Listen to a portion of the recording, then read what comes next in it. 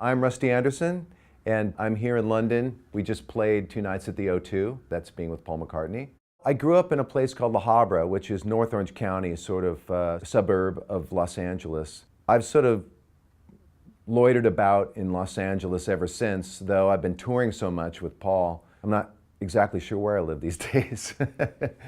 I've been playing guitar for a long time, and I started playing in bands and a lot of people's records. I've worked with everyone from Elton John, Sinead O'Connor. I just did a Lana Del Rey record, actually, and you know, the Wallflowers, Ricky Martin, all sorts of things like that. And that sort of led into the studio with Paul. And I also make my own records. I have a new record out, and it's sort of a band one. My first two were solo records, and this one's called Rusty Anderson Afternoon. And I'm sharing singing and co-writing with my partner Todd. And that's really exciting. We've done some gigs. We played in Iceland, we played in all around Los Angeles. I wanted to talk about this guitar. And this guitar I just got, and it's really cool. It is the Stick Shift 59 Collector Series Gibson. I came across this guitar when Vic Duprat called me, and he's a good friend of mine. He's a collector, and he does collector series. So we decided to do this one together. The thing about this guitar is that it's, aside from the obvious fact that it has a Bigsby vibrato, which, by the way, you can remove. It's got these perloid dowels in here, and you can take it off and put on a stop tailpiece, which comes in the case. What makes it pretty amazing is it has a Bigsby on it, which is very rare to get a Bigsby on a Les Paul. And it's really cool. It stays in tune very well.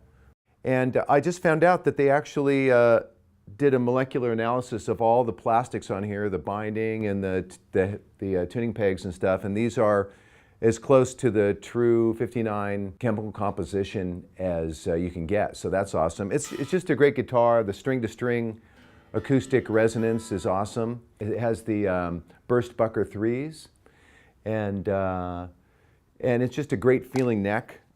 It fits, you know, right in your hand real nicely. I've got kind of big hands, so it's kind of perfect for me.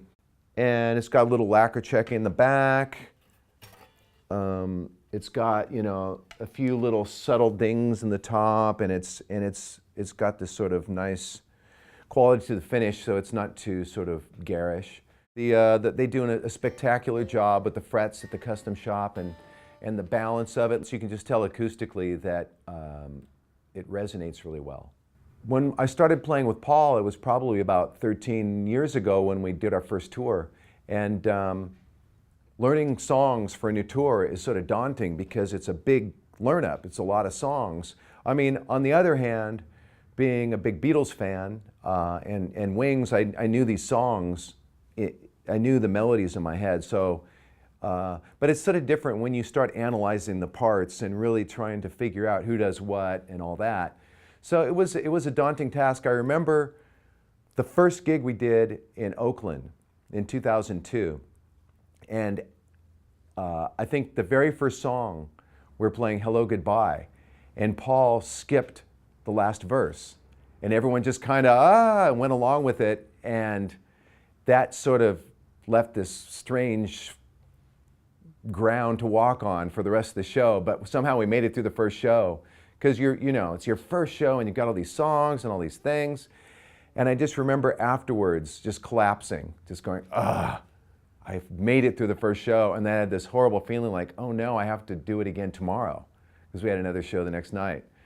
But made it through that. And then you start to get the groove of it, and then you can relax a little bit. That's the way it works.